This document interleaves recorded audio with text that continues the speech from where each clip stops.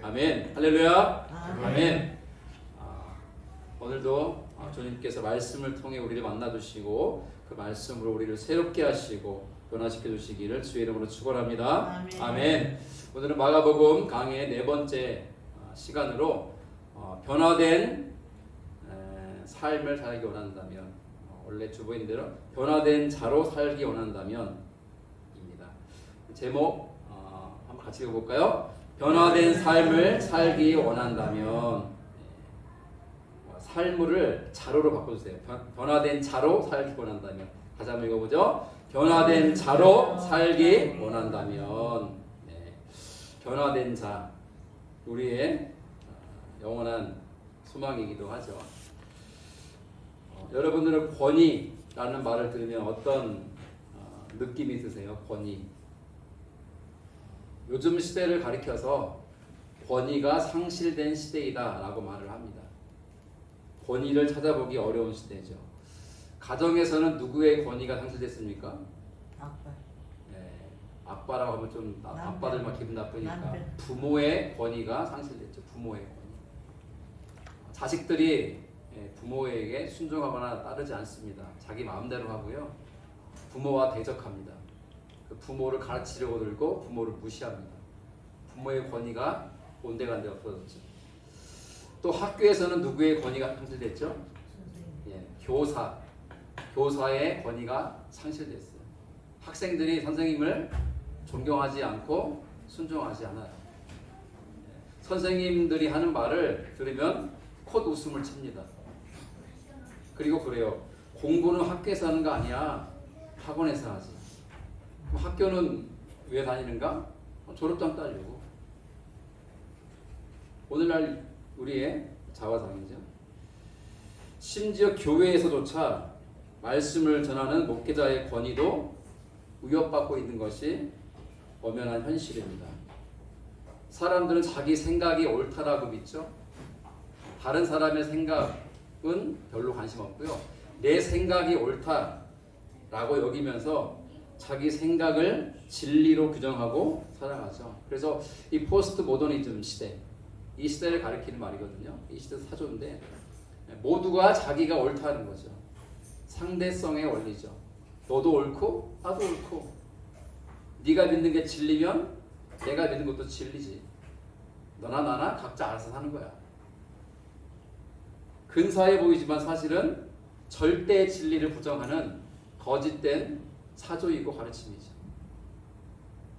성경의 권위조차 위협받고 있는 이 시대. 오늘 본문에서는 이 마가복음의 저자인 마가가 예수 그리스도의 권위를 말합니다. 예수님의 권위는요, 사람들이 인정하는 권위였고 사람들의 인정을 뛰어넘는 권위였습니다. 초월적 권위였죠. 그리고 예수님의 권위는 귀신도 쫓아냈고 사람들을 변화시키는 놀라운 능력을 행하는 권위였습니다. 사람은 바뀝니까? 안 바뀝니까? 그냥 안 바뀐다 하면 너무 규정되는 것 같고, 잘 안 바뀐다. 거의 안 바뀐다. 이 말에 부정하는 사람은 거의 없을 겁니다. 왜냐하면 자기 스스로 생각해도 내가 안 바뀌잖아요. 게으른 사람은요, 평생 게으르게 살아요. 일하기 축덕 싫은 사람은 일 안 하고 뺀질뺀질거리며 살아요. 거짓말만 하는 사람은 항상 거짓말하고 살아요. 사람을 속이고 사기치는 사람은 늘 그렇게 살아요. 사람은 잘 바뀌지 않는다는 걸 말해주는 거예요. 그러나 적어도 예수 그리스도를 나의 구주와 주님으로 믿고 살아가는 사람들, 즉 그리스도인들은 변화된 삶을 살아야 되는 줄로 믿습니다. 하지만 변화된 삶을 살고 싶은 마음은 간절하지만 어떻게 내가 변할 수 있을까를 잘 모르죠. 오늘 본문은 이렇게 말합니다. 예수님의 권위를 체험한 사람이야말로 변화된 삶을 살아갈 수 있다. 우리의 소망이지 않습니까? 주님이 정말 기뻐하시고 주님이 원하시는 삶을 살고 싶지 않습니까? 우리 이영식 목부님 그렇지 않아요? 주님이 기뻐하시는 삶을 살고 싶지 않습니까? 저와 목부님 우리 모두의 소망 아닙니까? 주님이 인정하시는 삶, 주님이 칭찬하시는 그러한 사람으로 살고 싶은 거죠. 그런 사람으로 변화되고 싶은 거죠. 그렇다면 어떻게 해야 예수님의 권위를 체험할 수 있을까? 오늘 본문은 크게 두 가지 교훈을 우리에게 주고 있습니다. 첫 번째는요, 예수님의 권위 있는 말씀을 만나야 합니다. 자, 같이 한번 읽습니다. 시작. 예수님의 권위 있는 말씀을 만나야 합니다. 자, 하라 할 때 따라야 그게 설교자의 권위를 인정하는 거예요. 앞에서 설교자가 따라하세요 하는데 뭐 말하든 말든 나는 가만히 있겠다 하는 수 없죠. 제가 어떻게 강제를 하겠습니까? 같이 합시다 할 때 하는 거죠. 그래야 그나마 우리가 주님의 은혜가 나올 수 있지 않겠습니까? 다시 한번 자, 제가 읽을 테니까 따라 읽어주세요. 예수님의 권위 있는 말씀을 만나야 합니다. 예수님의 권위. 잠깐만, 저를 따라하라고 그랬잖아요. 잘 들으세요. 제가 하면 따라하시라고. 알겠죠? 예수님의 권위 있는 말씀을 만나야 합니다. 저를 따라하라니까 저랑 같이 읽어버리셨나요? 제가 읽을 테니까 제가 하고 나면 따라하라고요. 자, 다시. 예수님의 권위 있는 말씀을 만나야 합니다. 네, 잘하셨습니다. 제가 설명을 잘 못했나요? 자, 오늘 본문 이렇게 이야기가 시작되죠. 그들이 가버나움에 들어가니라. 그들은 누굽니까? 예수님과 제자들. 드디어 예수님이 공생애를 시작하시면서 첫 번째로 제자들을 세우셨잖아요. 이제 예수님 혼자 사역하지 않으세요. 누구와 함께 사역하세요? 제자들을 데리고 함께 사역하세요. 그래서 21절에 그렇게 시작되는 거예요. 그들이 이렇게 시작되는 거예요. 예수님과 제자들이 어디에 갔다? 가버나움에 갔다. 그럼 가버나움은 어디입니까? 갈릴리 바다에 있는 해안에 있는 마을이에요. 많이 들어봤죠, 가버나움은. 가버나움 예수님의 고향은 아니에요. 그런데 예수님의 제2의 고향이라고 불릴 만큼 예수님이 갈릴리 지역을 사역하실 때에 정말 자주 가신 곳이 가버나움이에요. 이 가버나움 여러분 지도를 사실 검색해 보면 갈릴리 바다의 북서쪽 해안에 있는 마을이에요. 하여간 그 가버나움이라고 하는 갈릴리 바다 북서쪽에 있는 해안 마을로 예수님이 제자들과 함께 가셨고요. 가셔서 안식일을 맞이합니다. 안식일에 유대인들은 어떻게 안식일을 보냅니까? 회당에 들어가서 예배드리죠. 회당은 유대인들에 모여서 하나님을 예배하고 말씀을 배우는 곳이에요. 원래는 예루살렘 성전에 가서 예배를 드리는 것이 옳지만 갈릴리는 북쪽이고 예루살렘은 저 남쪽이에요. 거리가 멀어서 갈 수가 없죠. 예루살렘 사람들이야 성전에 모여서 예배를 드리지만 그렇지 못한 다른 지역에 있는 유대인들은 예루살렘까지 못 가니까 자기 마을에 회당을 짓고 그 회당에 모여서 안식일을 지켰습니다. 예수님도 안식일이 되었을 때 어디로 가셨다? 회당에 가셨다. 예수님도 안식일을 성수하신 분이세요. 하나님을 예배하는 날을 잘 지킨 거죠. 그 안식일을 맞아서 제자들을 데리시고 회당에 가셔서 예배를 드리고 있었습니다. 자, 그런데 회당에는 누가 있죠? 회당을 책임지는 사람이 누구라고 하죠? 회당장이라고 해요. 회당장. 회당을 지키고 관리하고 전체 예식을 집례하는 사람이 회당장인데, 회당장이 예배를 드리는 중에 이제 말씀을 나누는 시간에 나와서 이렇게 말을 해요. 흔히 그랬습니다. 여러분 중에 랍비 계십니까? 랍비는 교사죠. 성경 교사, 율법 학자죠. 성경에 능통한 사람이에요. 랍비, 선생님이라는 뜻이거든요. 여러분 중에 율법을, 말씀을 가르쳐줄 선생님, 랍비가 계십니까? 혹시 계시면 나오셔서 말씀을 전해주시기 바랍니다. 라고 요청합니다. 그러면 회중 가운데 랍비가 계시면 저희가 말씀을 전하겠습니다 하고 나오시는 거예요. 우리처럼 미리 말씀 전할 자가 정해져 있는 게 아니에요. 뭐 없으면 회당장이 말씀을 전하지만 회당장은 매주마다 말씀을 전하니까 혹시 오늘 좀 랍비가 와 계시지 않을까 묻는 거예요. 혹시 이 중에 랍비 계십니까? 계시면 나오셔서 말씀을 전해주십시오 하면은 하는데, 그날도 물은 거예요. 회당장이. 여러분 가운데 랍비가 계십니까? 계시면 나오셔서 말씀을 좀 전해주십시오 하니까 예수님이 손을 딱 드셨어요. 그리고 나오셨어요. 나오셔서 예수님이 회중을 앞에 두고 그 말씀을 전하셨어요. 근데 오늘 마가복음 본문에 보면 예수님이 무슨 말씀을 전했는지 나와 있지 않아요. 다만 그들을 말씀으로 가르쳤다라고만 나옵니다. 자, 그런데 사람들의 반응이 어떻게 되어지는가? 22절을 보십시오. 같이 읽어보죠. 묻 사람이 그의 교훈에 놀라니 이는 그가 가르치시는 것이 권위 있는 자와 같고 서기관들과 같지 아니함일러라. 사람들이 예수님의 가르침을 듣고 어떻게 반응했다? 놀랐다 그랬어요. 빨간색으로 표시했죠. 놀랐다. 왜 놀랐을까요? 그 뒤에 설명이 나옵니다. 이는 설명이 그가 예수님이 가르치시는 것이 누구와 같았다? 권위 있는 자와 같았고 누구와 같지 않았다? 서기관들과 같지 않았다. 여러분 이 말씀이 굉장히 중요합니다. 서기관들은 누굽니까? 서기관. 서기관들은요 성경을 옮겨 적는 성경을 연구하는 학자들이에요. 여러분 아무나 성경을 못 옮겼어요. 지금은 필사를 아무나 할 수 있잖아요. 그때는 필사를 아무나 할 수 없어요. 종이도 희귀한 시대이지만 그 파피루스라고 하는 갈대로 만든 혹은 양피지, 양의 가죽으로 만든 거기다 글씨를 쓰는데 그런 게 종이가 굉장히 희귀했던 시대잖아요. 그런 시대에 또 글을 잘 알아서 글을 옮겨 놓는 것은요 아무나 할 수 있는 것이 아니에요. 그것을 하도록 훈련받고 율법적 지식을 거의 완벽하게 가지고 있는 사람, 그 사람들이 서기관이에요. 그 서기관, 근데 서기관들이 뭐에 능통할까요? 하나님 말씀, 율법에 능통했을 거 아니에요. 근데 그들이 말씀을 전할 때는 사람들이 다 졸았어요. 저도 기억납니다. 저도 신학교 다닐 때 교수님들이 설교하면 다 잤어요. 대부분. 왜 그럴까요? 재미도 없고 솔직히 은혜도 안 되고 무슨 말인지도 모르겠고 하여 교수님들은 말을 어렵게 합니까? 신학생인 우리들, 그러니까 신학생이 이해할 수 없는 어려운 그런 말들을 가지고 설교를 하시는데 듣다 보면요 잠이 와요. 진짜 절로 잠이 와요. 교수님들도 인정해요. 제군들 일어나시게 그러니까 안 깨워요. 왜냐하면 자기가 잠들게 만들었으니까 자기 탓이잖아요. 그냥 둬요. 자도. 서기관들이면 성경적 지식, 율법적 지식, 구약 성경에 능통한 사람들이죠. 사람들을 가르칠 수 있는 충분한 자격이 되는 사람인데도 불구하고 오늘 본문은 그렇게 말해요. 마가가 예수님의 가르침에 사람들이 그 가르침을 듣고 놀랐다. 왜 놀랐을까? 예수님이 가르치신 거니 그런 서기관들과 같지 않았다. 그리고 누구와 같았다? 권위 있는 자와 같았다 그랬어요.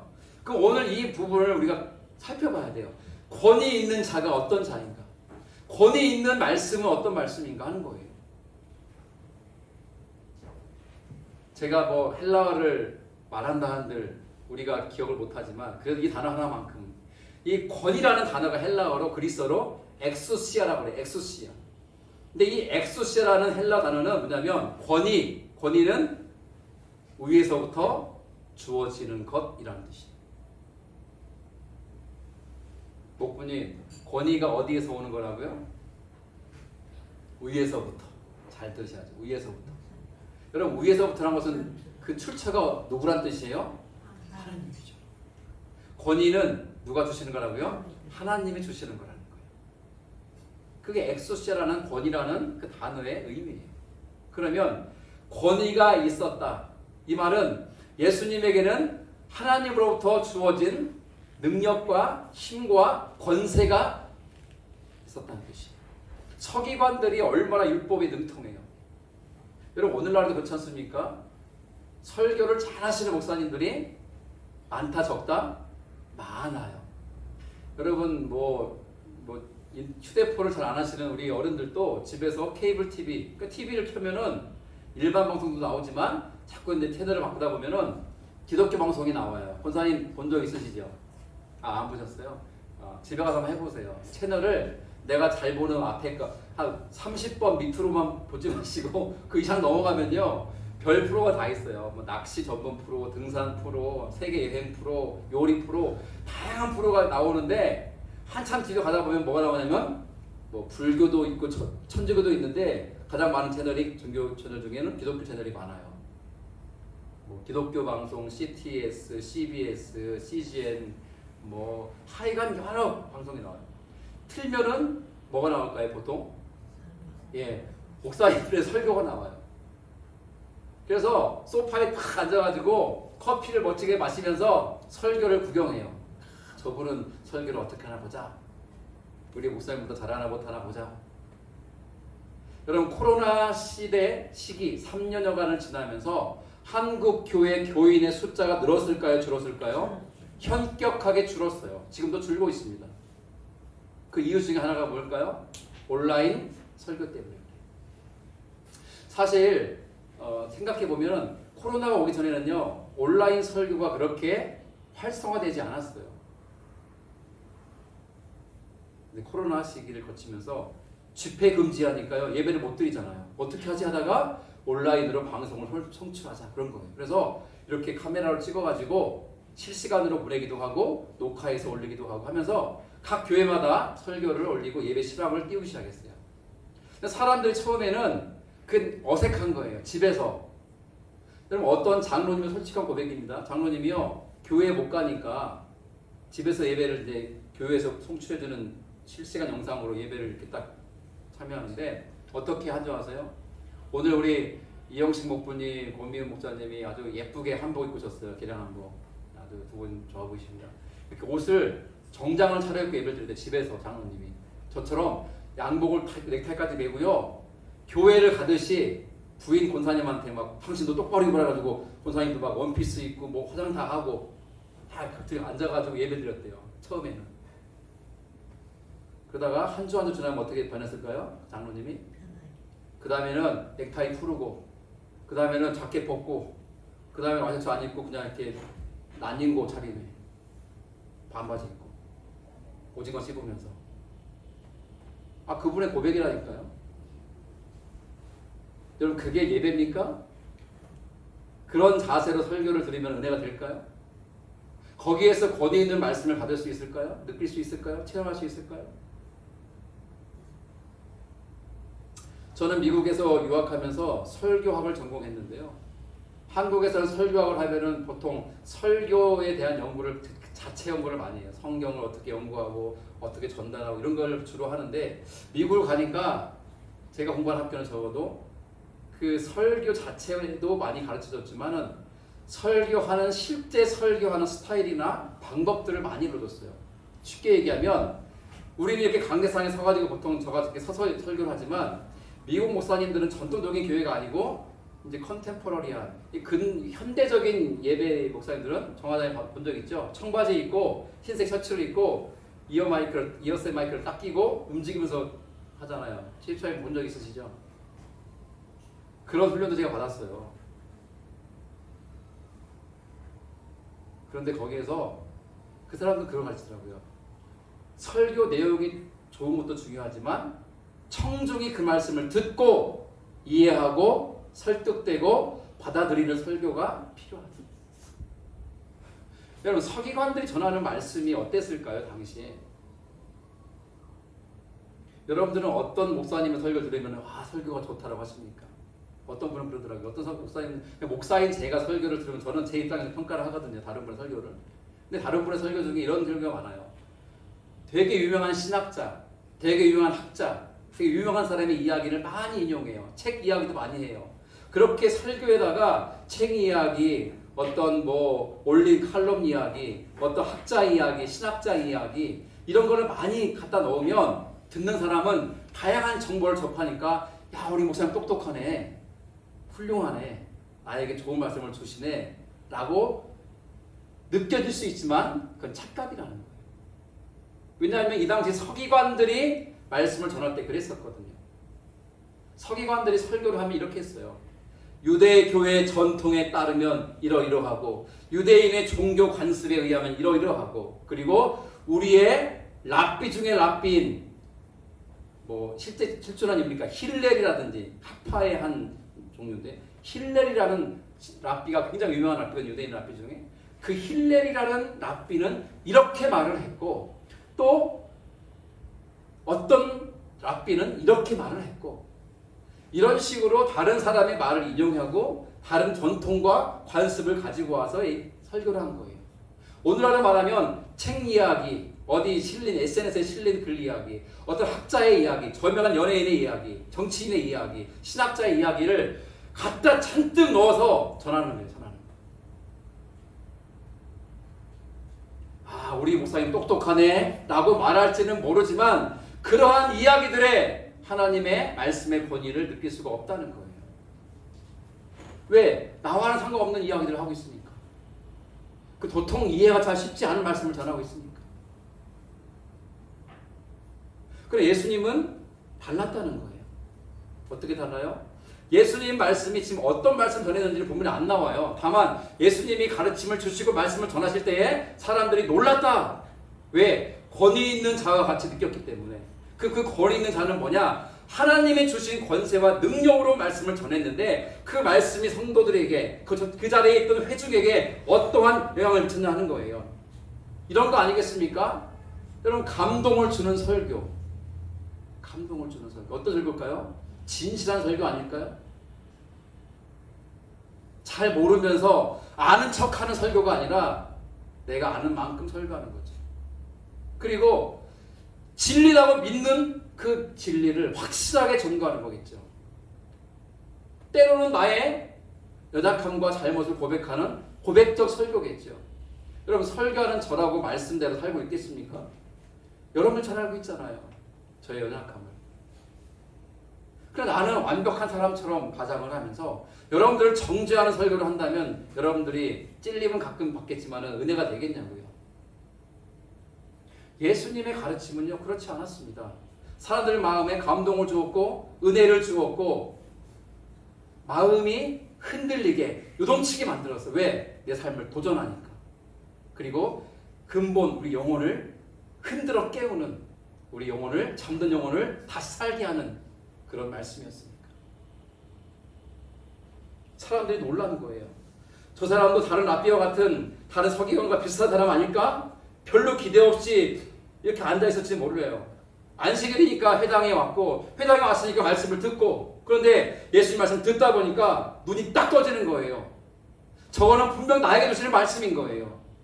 옆 사람에게 주시는 말씀이 아니라 나에게 주시는 말씀이라는 거죠. 때로는 나의 죄를 지적하세요. 나의 치부를 드러내세요. 나의 숨겨진 더러운 것들을 깨닫게 하세요. 아프죠 마음이. 그러나 그거를 주 앞에 회개하고 돌이키고 고백하고 다시금 하나님 아버지께 돌아오게 만드는 메시지. 때로는 상처 입은 우리 영혼에 위로와 그리고 불안한 마음에 평안을 주는 말씀을, 절망에 빠져있는 우리들에게 새로운 삶의 소망을 주는 말씀, 먹고 사는 게 인생의 전부인 줄 알았는데 그게 전부가 아니라 하나님 나라의 사명을 부여받은 사람이라는 걸 깨닫게 하시고 그냥 살지 않고 그 사명을 감당하면서 할 수 있도록 우리 이끌어 가시는 비전적인 하나님의 꿈과 하나님의 마음과 하나님의 뜻을 깨닫게 하는 그러한 말씀, 그러한 말씀을 만난 그들은 놀랄 수밖에 없었다는 것입니다. 저는 여러분들에게 그 말씀을 만나기를 간절히 축원합니다. 여러분 사람은 잘 안 변해요. 그러나 권위 있는 주님의 말씀을 만나면 변화되는 줄로 믿습니다. 아멘. 저는 그래서 조금 칭찬하고 싶어요. 많이보다도. 어제도 우리 단톡방에 두 분이 말씀 묵상 글을 올렸어요. 누군지는 아마 보신 분들은 알 거예요. 누가 올렸지 하시는 분들은 어제 단톡방에 안 들어오신 분이거나 들어왔더라도 유심히 안 봤던 분이겠죠. 그럼 아침에 하루를 시작하면서 그 바쁜 시간에 짬을 내서 하나님 말씀을 읽고 대단하죠. 그리고 묵상하는 것 대단하죠. 그리고 내 마음에 주시는 감동과 은혜를 글로 적어보는 것 더 대단하죠. 그것도 하루 이틀 하고 그만두는 게 아니라 매일매일 한다면 어떨까요?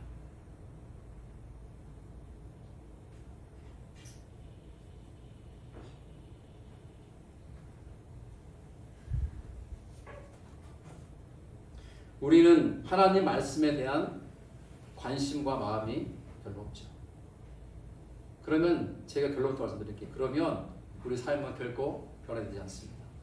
그러나 진짜 내가 지금처럼 살 수 없어, 변화되고 싶어 라고 하는 소망이 있다면 주님의 말씀을 만나야 되는 줄로 믿습니다. 아멘. 주님 말씀은 영혼을 변화시키는 권위 있는 말씀이기 때문에 인간의 말이 아니에요.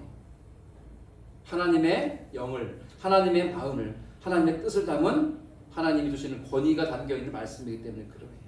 저는 매일매일 말씀을 읽고 묵상을 나누는 분들이 언젠가는 주님께서 그 말씀으로 직접 만나주시는 은혜를 입을 줄로 믿습니다. 그런 때가 와요. 그리고 나도 모르게 그 말씀 앞에 주여, 베드로처럼 고백할까요? 내가 죄인이었습니다. 두 번째는 무엇일까? 우리가 변화된 삶을 살고자 한다면, 예수님의 권위를 체험하고자 한다면 어떻게 해야 할까? 첫 번째는 뭐였죠? 예수님의 권위 있는 말씀을 만나야 합니다 그랬죠. 두 번째는 이겁니다. 자, 제가 읽을 테니까 제가 읽은 다음에 그 이어서 하세요. 예수님의 권위 있는 능력을 경험해야 합니다. 예수님의 권위 있는 능력을 경험해야 합니다. 아멘. 예수님의 능력, 예수님의 권위 있는 능력을 경험해야 돼요. 신앙은 체험이에요. 신앙은요, 머리로 이해하고 가는 것이 아니에요, 결코. 우리는 삶으로 체험할 수 있어야 돼요. 본문 말씀 이어집니다. 예수님이 회당에 가셔서 안식일에 말씀을 전하고 계셨는데 사람들이 듣고 깜짝 놀란 거예요. 와, 서기관들과 결코 다르다. 예수님 말씀은 권위 있는 자의 말씀과 같아 라고 하는 감동과 은혜와 깨달음과 전율을 느꼈어요.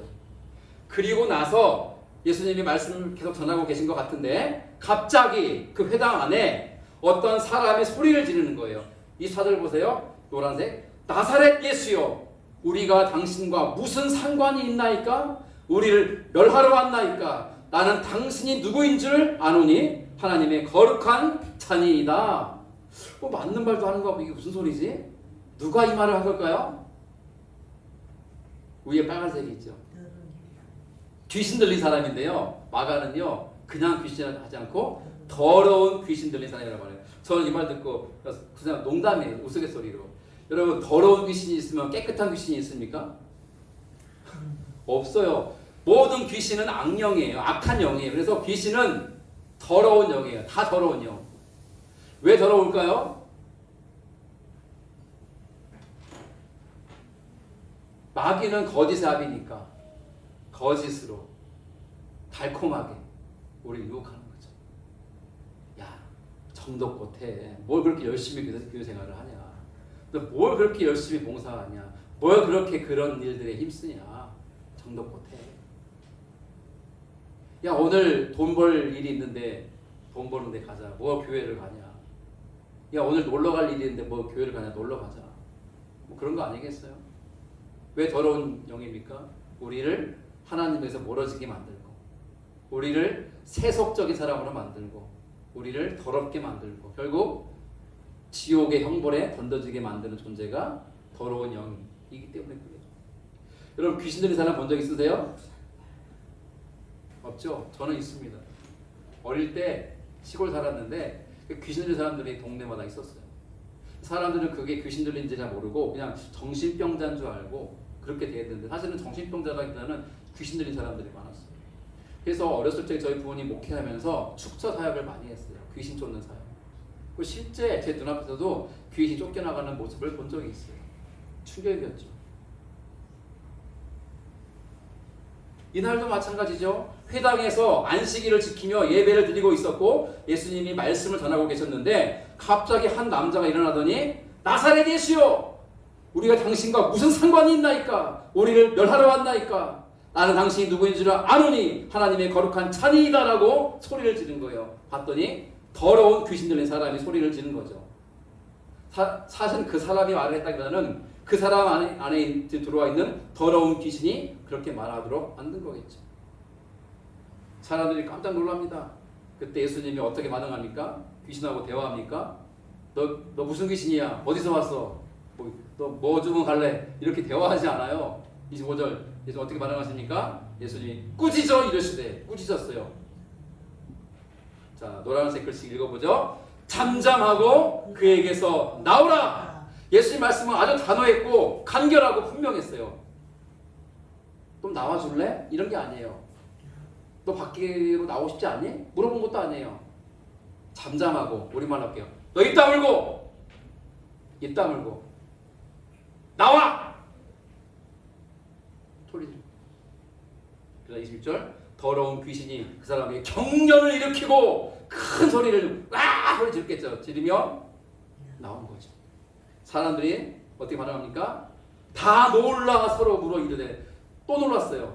첫 번째는 권위 있는 말씀에 놀라고 두 번째 권위 있는 능력에 놀랐습니다. 노란색 같이 읽어보죠. 시작. 이는 어찌미냐 권위 있는 새 교훈이로다. 더러운 귀신들에게 명한즉 순종하는도다 하더라. 사람들이 깜짝 놀란 거예요. 예수님이 하시는 말씀에도 권위가 느껴졌고 감동이 있었고 은혜가 있었고 떨림이 있었고 회개가 있었고 죄의 고백이 있었고 막 심장이 벌렁벌렁 하는 거예요. 왜? 그 말씀이 내 안에 들어왔고 그 말씀 붙잡고 내가 살고자는 결단을 했기에 이 말씀대로 살고 싶은 그 강렬한 욕망이 생기면서 그 삶의 변화의 시작을 경험한 거잖아요. 그런데 그게 전부가 아니라 귀신을 쫓아내시는 예수님의 권위 있는 능력을 눈으로 보면서 깜짝 놀란 거죠. 오늘 본문의 말씀이 여기까지죠. 마지막 18절은 같이 읽죠. 예수의 소문이 온 갈릴리 사방에 퍼지더라. 여러분 귀신이 떠나기 전에 예수님께 긴 말을 했어요. 나사렛 예수여 왜 여기 왔습니까? 우리를 내쫓으러 오신 겁니까? 우리는 당신이 누구인지 압니다. 당신은 하나님의 거룩한 자입니다. 그리고 귀신들도 알았어요. 예수님은 하나님의 아들이시요 구원자 그리스도인 것을 알은 거예요. 그러나 지금 여러분 이렇게 말을 하고 있는 귀신이 어떤 상태인 것 같으세요? 아니 귀신의 상태가 지금 예수님께 그런 말을 하고 있는 이 상태가 두려움이에요. 두려움. 이 심리 기저가 두려워하게 된 거예요. 왜? 하나님의 아들이 왔으니까 권위 있는 자가 왔으니까 우리를 쫓아낼 거니까 두려워 떠는 거예요. 여러분 귀신도 두려워 떠나. 저는 유학 생활을 하고 미국 이민교회 목회하면서 정말 많은 경험을 했는데요. 그 중에 정말 저는 하나님이 주시는 선물처럼 여기는 것이 그 많은 선교사님들을 만난 거예요. 한 선교사님 이야기인데요. 1980년대 탄자니아라는 여러분 아프리카 나라 들어보셨죠? 탄자니아 동아프리카에 있는 나라인데요. 그 탄자니아에 있는 외곽에 있는 외딴 마을로 선교 사역을 떠난 부부가 있었어요. 그 두 분은 특별히 의료 봉사와 성경 번역해주는 사역을 하기 위해서 갔는데요. 갔는데 사람들이 별로 호의적이지도 않고 관심도 보이지 않고 낯선 이방인에 대한 경계심만 잔뜩 가지고 있었습니다. 그들에게 다가가고 싶어도 경계하고 그들을 밀어내니까 그들과 사귈 수도 없었고 사역이 진행이 안 됐습니다. 그래도 이 두 부부는 거기 머물면서 그들의 언어를 조금씩 배워가면서 그들과 친해지기 위해서 노력을 했죠. 어느 날 동네를 나갔는데 아이들이 모여 놀고 있는데요. 웬 20대 청년이 막 달려오더니 소리를 막 지르면서 애들을 막 이렇게 막 해를 끼치니까 애들이 소리를 지르면 도망가는 거예요. 귀신이다! 도망간 거예요. 애들이. 귀신이다. 알고 봤더니 귀신 들린 사람이었어요. 그 마을의 추장을 비롯해서 신령한 능력이 있던 주술사들이 온갖 주술을 동원했지만 그 귀신 들린 청년에게서 귀신을 쫓아내지 못했습니다. 그 청년의 상태는 날로 험악해졌어요. 진짜 미친 사람 같았고 사람들과 대면을 할 수가 없는 상태에 이르렀습니다. 근데 그 선교사님이 그 사람 청년을 보고 마음에 두려운 마음도 들었지만 한편 그 영혼이 귀신에 붙잡혀 있는 영혼이 너무나 불쌍하게 느꼈어요. 그래서 하나님께 기도합니다. 하나님, 제가 저 청년에게서 귀신을 쫓아내고 싶습니다. 그런데 저에게는 능력이 없습니다. 원컨대 나에게 능력을 주셔서 저 사람에게서 귀신을 쫓아내게 해주십시오. 라고 기도를 몇 날 며칠을 했습니다. 그리고 드디어 그 귀신 들린 청년이 행패를 부리면서 마을에 있는 아이들을 또 괴롭히고 막 그렇게 할 때에 이 선사님이 그 귀신 들린 청년에게 다가갔어요. 어떤 일이 벌어졌을까요? 귀신 들린 청년이 그 선교사님을 해하려고 할 때에 선교사님이 그 청년의 손을 탁 잡았어요. 손을. 그리고 그동안 조금씩 배웠던 탄자니아어로 이렇게 말했어요. 예수 그리스도의 이름으로 명하노니 귀신은 떠나갈지어다. 소리 지를 것도 아니에요. 그냥 이렇게 말하듯이 말했어요. 예수 그리스도의 이름으로 명하노니 귀신은 떠나갈지어다. 그랬더니요. 그 청년, 귀신 청년이 으악 소리를 지르면서 경련을 올 본문처럼 묵념을 막 일으키더니 갑자기 탁 하더니 쓰러졌어요. 사람들은 저 청년이 죽었나 보다 그랬는데요. 잠시 후에 그 청년이 일어나는 거예요. 성사님이 그를 일으킵니다. 그리고 그를 안아줍니다. 근데 그 청년이 눈물을 뚝뚝 흘리면서 지금까지 내 손을 잡아준 사람은 아무도 없었습니다. 그날부터 제 1호 성도가 누구예요? 그 청년. 그 청년 하나만 데리고 성사님 부부가 예배드리고 말씀을 가르친 거예요. 그렇게 10년의 세월이 흘렀고요. 나중에는 그 청년이 그 지역에서 목회하는 목회자, 1호 목회자가 됐고 마을에 교회를 세우게 되었다는 이야기를 제가 전해드렸어요. 우리는 이런 말씀을 들으면요, 오늘날에도 선교지에서 이런 일이 일어나는구나. 예, 일어나요. 저도 선교사역을 갔다가 귀신을 쫓아내고 때로는 병이 낫는 놀라운 능력들을 직접 체험했고 눈으로 보기도 했습니다. 또 우리가 기도할 때 그런 일이 일어나기도 했었으니까. 제 고민은 그거예요. 왜 오늘날 우리 가운데는 그런 일이 잘 안 일어날까?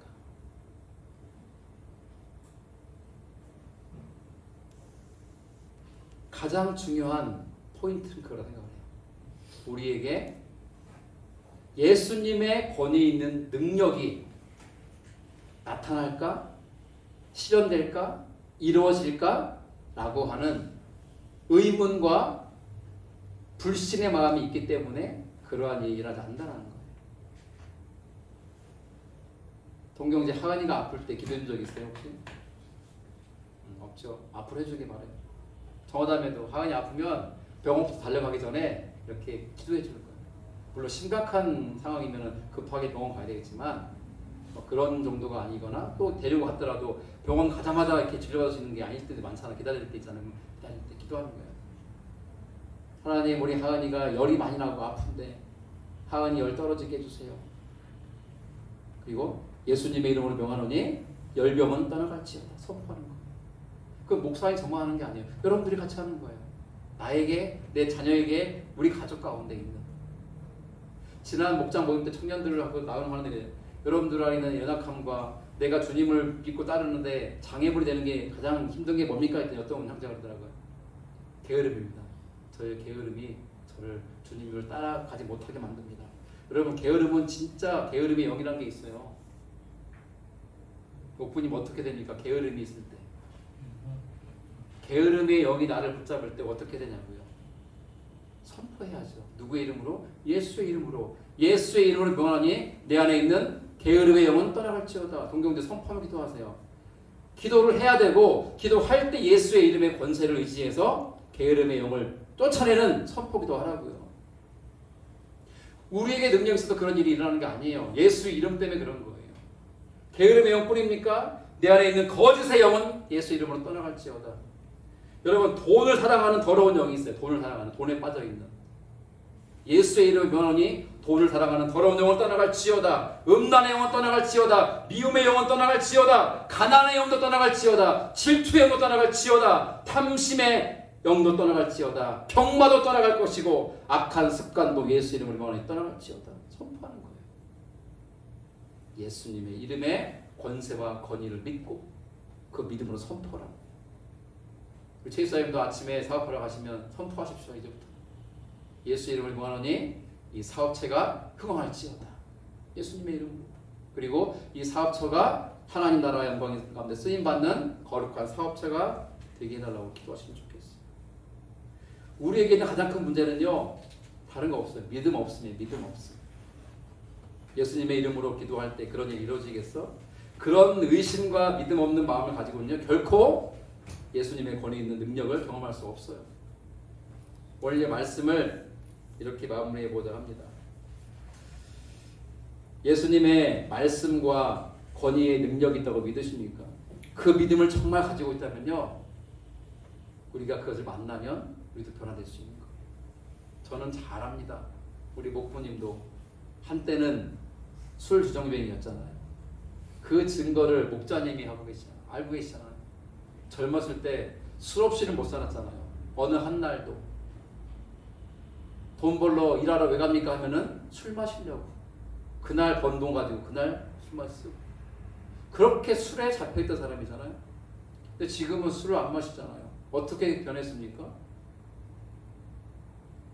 잘은 모르지만 예수님께 붙잡힌 거 아닙니까? 예수님의 권위의 능력에 붙잡힌 거 아니에요? 다시 글로 가고 싶어도 갈 수 없는 거예요. 예수님께 붙잡혔으니까. 그러면 아직도 여전히 술을 사랑하고 어떤 세상 즐거움과 쾌락에 빠져 있고 돈을 추구하고 돈을 사랑하고 여전히 그런다면은 뭡니까?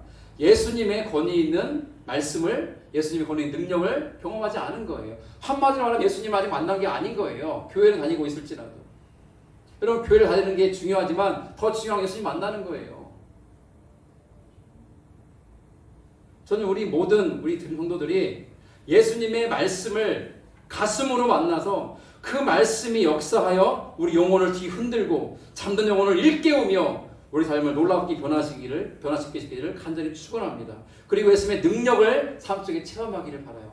아플 때 예수님의 이름을 기도함으로 병이 낫는, 내 마음이 우울하고 마음이 가라앉을 때 예수 이름으로 기도할 때에 내 마음이 기쁨으로 충만해지고, 내가 슬프고 외로울 때 예수 이름을 선포함으로 내 안에 은혜가 충만해지고, 내 인생의 절망의 먹구름이 드리워졌을 때 예수 이름으로 선포함으로 소망의 빛이 찬란하게 비춰지는 놀라운 역사와 그러한 체험. 신앙은 머리로 하는 게 아닙니다. 신앙은 가슴으로 하는 것이고 체험으로 하는 거예요. 그것이 저와 여러분의 간증이 되어서 믿지 않는 자들에게 오늘 본 마지막 것처럼 예수의 소문이 곧 온 갈릴리 사방에 퍼졌던 것처럼 누가 퍼뜨렸겠습니까? 예수님을 만난 사람들이 전했을 거 아니에요. 우리들도 내 삶 속에 경험한 예수 그리스도, 예수님의 말씀의 능력, 예수님의 이 귀신도 쫓아낼 수 있는 예수님의 권세의 능력을 경험하고 체험하고, 그러한 것이 간증이 되어서 많은 사람들에게 예수님을 전할 수 있는 그러한 삶을 살아갈 수 있기를 주의 이름으로 축원합니다. 아멘.